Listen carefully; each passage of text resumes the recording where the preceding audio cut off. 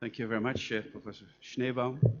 Good afternoon, ladies and gentlemen. Indeed, I learned my skills as a fighter pilot here in Israel, but I learned surgery for gastric cancer with Professor Jimpo Kim in First National University Hospital in Seoul, Korea. I will talk briefly about the differences between East and West. And is it the same cancer, and can we treat it the same? Tailoring about translational research, local regional control by surgery, the trials that have been performed. Very briefly about the quality assurance role and the SO, which I preside, the value of radiochemotherapy, the study I'm running right now in the Netherlands, Sweden, Denmark soon, and perhaps also I can arouse some enthusiasm here from Israel and come to conclusions. It's still a very common disease, not as common as 100 years ago when it was also in the Western world the death cause #1, but it's still the second cause of cancer worldwide. Distal cancers are decreasing, tumors of cardia and esophageal junction are increasing, and still the majority of patients have advanced disease with the majority lymph node metastasis. Of course, there's the 4 pathways of tumor spread, perhaps already been dealt with the previous speaker, the direct extension, lymphatic, hematogenous, and the peritoneal involvement. It started all with Péan and Billroth. Billroth, very successful. Many surgeons from Europe came to train with him in his famous Vienna clinic, but he was not the first performing a gastrectomy. Péan did it already before in Paris. And unfortunately, he did not become very well known because of this, because all of his patients died. Some even before the anastomosis was made. Although Billroth initially had a 50% mortality, and still mortality is very important when you do extended operations. That went down to some 30% by extensive perioperative measures, as the previous speaker has talked about. I was impressed by this publication by Maruyama in the World Journal of Surgery, indicating stage 1, obviously way more prominent in Japan than in the US, 46% versus 18% because of screening programs. Stage 2 and 3, more than double the survival. And Maruyama claimed that as a result of more extensive surgery. And indeed, when we look at reoperative series from the United States, you can see that after a year, local regional recurrence was 88%. And only in 54%, so indicating the lack of control by surgery alone. And then, of course, became the discussion about D1 and D2, even up to D4 dissection, the regional lymphadenectomy, or the more extensive, which changed the world into 2 parts, because there was no uniform view about gastric cancer surgery. Majority in the United States, a very limited resection. So is gastric cancer in Asia different from gastric cancer in the West? Obviously, when we look at the incidence, it certainly is. The Western are still decreasing in incidence. 3 hypotheses to explain the disparity: the differences in disease, patient characteristics. I've been operating there, they're way more slimmer. Differences in classification of disease stage, and differences in diagnosis and treatment. So in Asia, you have more distal localization, more intestinal type, more MSI, younger patients with a low body mass index, as opposed to the West. Also, what we did ourselves, look at a number of tumor material from the world, young and elderly patients, so different DNA copy number profiles. And also cancers in African, Asian, and European patients show differences in genetic instability. For instance, on chromosomes 3p, 7q, 12q, losses in chromosomes can be used to predict lymph node status. Ploidy can be used as a prognostic marker, and even hypermethylation can be used as a prognostic marker in gastric cancer patients, what we showed from the tumor bank I did in the Netherlands. Also, disease classification is different. It's in Asia more surgeons-based system, and in the West it's a pathology-based system, the TNM system, and that may explain the stage migration effect, because more detailed examination of lymph nodes. So the differences are screening versus no screening, D2 versus in general D1, aggressive chemotherapeutical approaches and less aggressive chemotherapeutical approaches. So the most striking disparity is still the difference in survival. Extrapolation of study results remains difficult. Standardization at both sides is necessary to pursue scientific benefits, and gastric cancer profiling can help to predict clinical outcome. Because since 2003 we know the human genome, a lot of DNA, RNA, and proteins are known, and we have shown and published from the Dutch series that we had 86% accurate prediction of lymph node status on biopsies by this genomic profiling. Also, epigenetic silencing of COX-2 affects clinical outcome, and gastric cancer, as one of my co-workers published in the Journal of Clinical Oncology in 2007. So you can discriminate the bad and the good cases before the operation. So as a result of differential expressed gene, genomic profiling can predict lymph node status and survival, but has not been tested prospectively. So does it affect the prognosis of our current patients? No.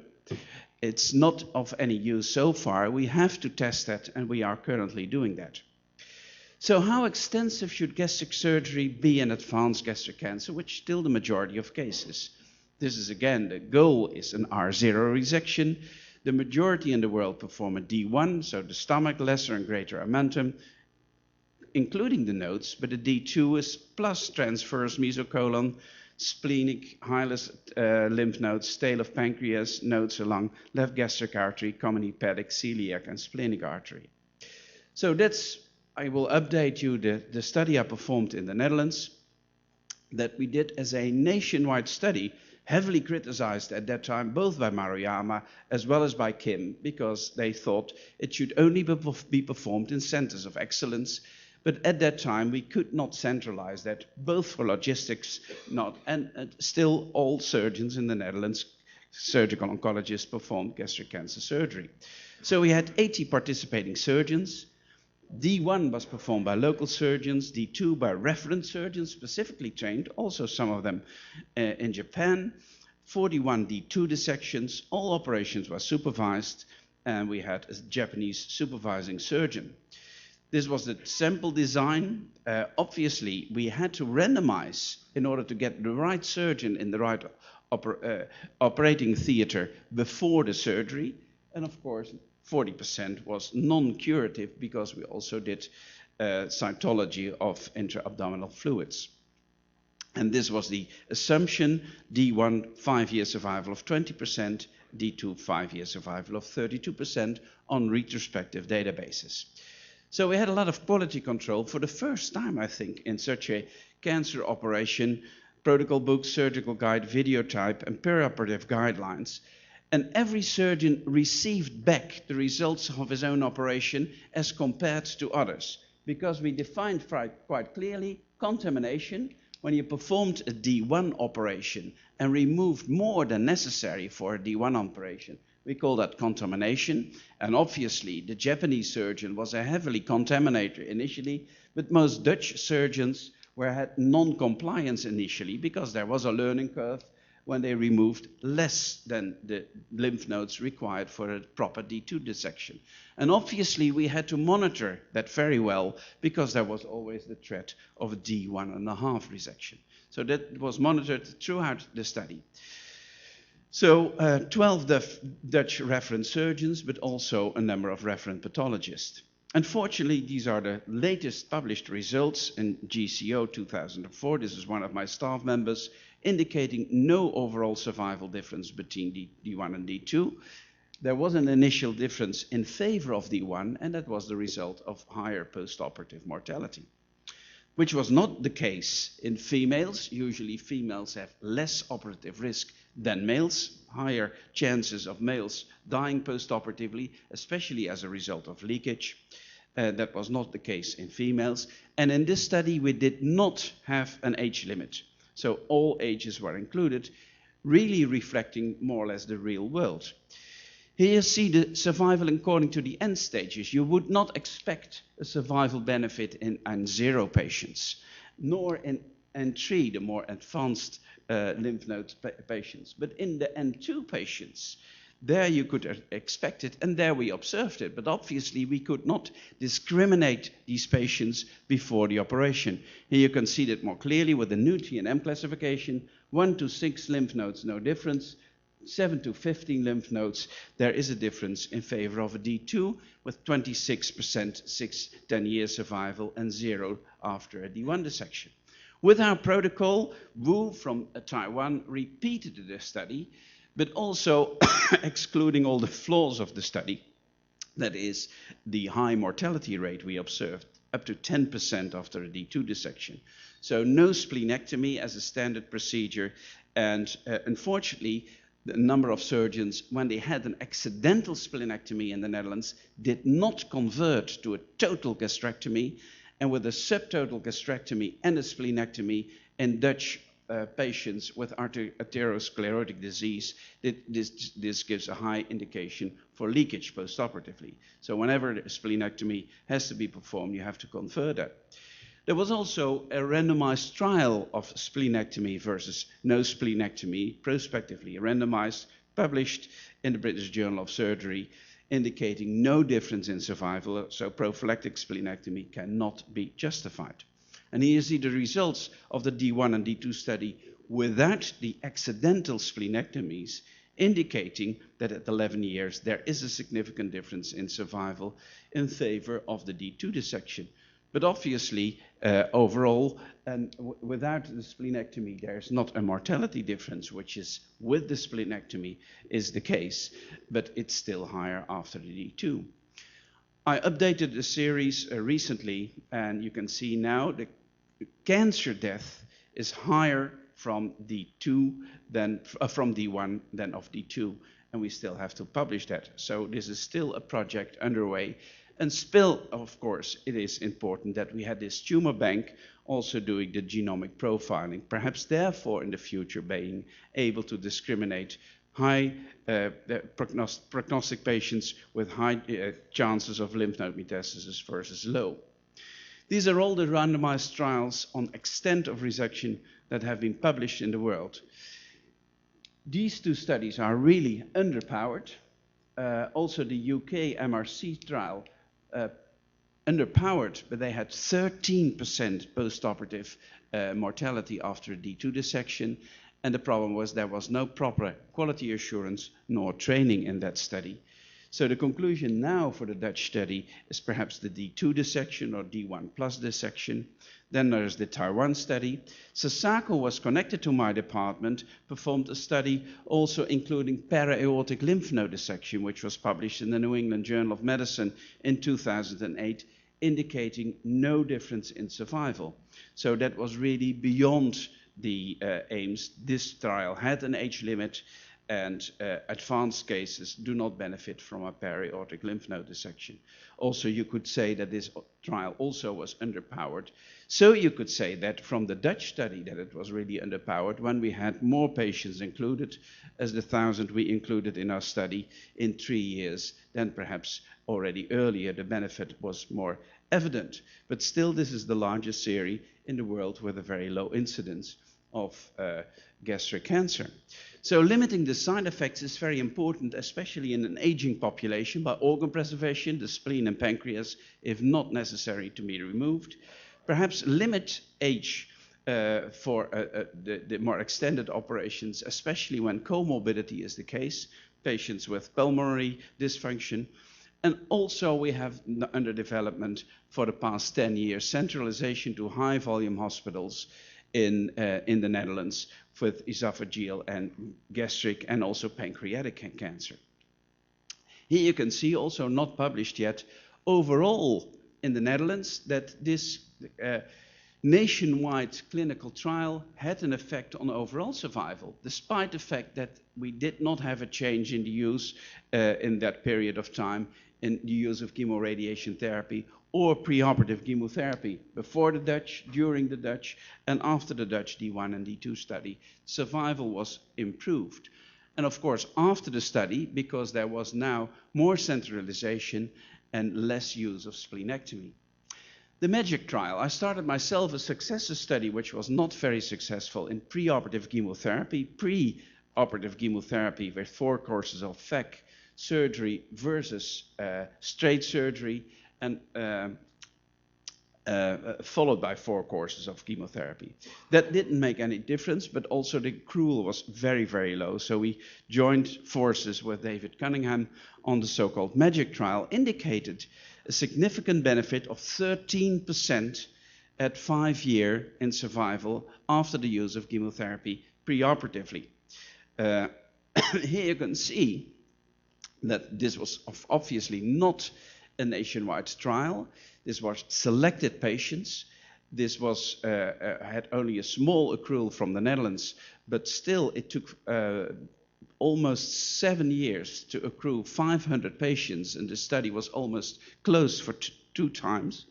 Here you can see that indeed the difference is significant. There's also 9% more resectability, but still our current survival of D1.5 operated patients in the Netherlands is better than the experimental arm in the UK study. Of course, you may not make these comparisons, but the quality assured effect and the centralization had more effect than the use of preoperative chemotherapy. And it comes to the next question. There's 2 facts about cancer surgery. Complications are common with cancer surgery, and I mentioned this, the difficult start of gastric cancer surgery, and the chain of complications depends on where and by whom surgery is performed. Bergmeyer published in 2003, patients can often improve their chances of survival substantially, even at high-volume hospitals, by selecting surgeons who perform the operations frequently. And this is not a very frequent operation. And here you see for the United States, the relationship between hospital volume and surgical mortality, which is not that steep as in esophageal or pancreatic cancer, but still the differences are significant. When you do more than 21, it's 8.6, and less than 5, it's 11%. So with the ESSO, which I currently preside, we have started a quality assurance program, not only in providing guidelines, but starting with outcome registries, assessment of structure and process of care, analyzing aimed at identifying best practices, broad implementation of such practices, tracking to confirm improvements, and instructional teaching workshops. We had a workshop in The Hague in September on TME surgery. Coming back to Maruyama, which triggered me to do this study, he developed the Maruyama index, the estimation of the percentage likelihood of nodal involvement for each regional lymph node station. Now you can see Maruyama with his database in Tokyo. He's not working in Tokyo anymore, but still active, based on 7 input variables. It was tested in the SWOG trial and in the Dutch trial. The SWOG trial changed the standard in the United States, because the SWOG trial indicated in the New England Journal that surgery alone, followed by postoperative radiochemotherapy in highly selected patients under 75 in good physical and nutritional status, had a difference in survival which was highly significant. Median survival 35 versus 26 when surgery alone was performed. But when you look in the SWOG trial, where the average was D1 dissection, but even the majority of patients had a D0 dissection, which was not according to the protocol. When you look at good versus poor surgery, the difference is more significant than that of the use of postoperative radiochemotherapy. And of course, the benefit was more on local regional control than on survival. So the Maruyama index showed to be an independent predictor, both of survival as well as relapse-free survival. And we published that together with Scott Hoendahl. But also in the Dutch study, when we discriminate the Maruyama index, which can easily be performed on a handheld computer, you can easily see what the Maruyama index is. It also showed to be a good measure of the quality of surgery. Even in some subgroups, less than 5, which is ideal, up to more than 70, all these differences were significant. So you can calculate the survival risk and the local regional recurrence rate with this Maruyama index. And here you can see with less than 5 versus more than 5 regional recurrence, are significantly lower, and distant recurrences in this series are more or less the same. So low Maruyama index is associated with significant enhanced survival and is an independent predictor of survival.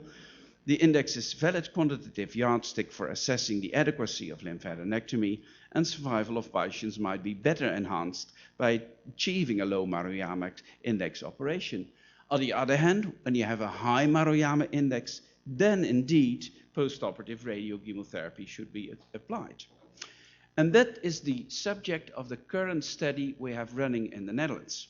That is preoperative chemotherapy as a standard of care because of the result of the MAGIC trial. Patients are randomized postoperatively to receive chemotherapy, as in the MAGIC, or postoperative radiochemotherapy. So that is being studied now. We also test the adequacy of surgery. Minimum is D1 resection. We apply the Maruyama index, give feedback to the surgeons performing that. We also have, again, a video developed in order to instruct them on the CD-ROM. And we also have tumor banking, now prospectively testing whether we can predict lymph node metastasis. This study is now running in the Netherlands, Sweden. I will go soon to Denmark, and they're joining. And obviously, when you want to have information, we have a website, and you can have all the information, including instructions, protocols, through the web or other ways by CD-ROM. So gastric cancer is still an important localized surgical disease. Not clear is the role of extent of surgery and the efficacy of treatment.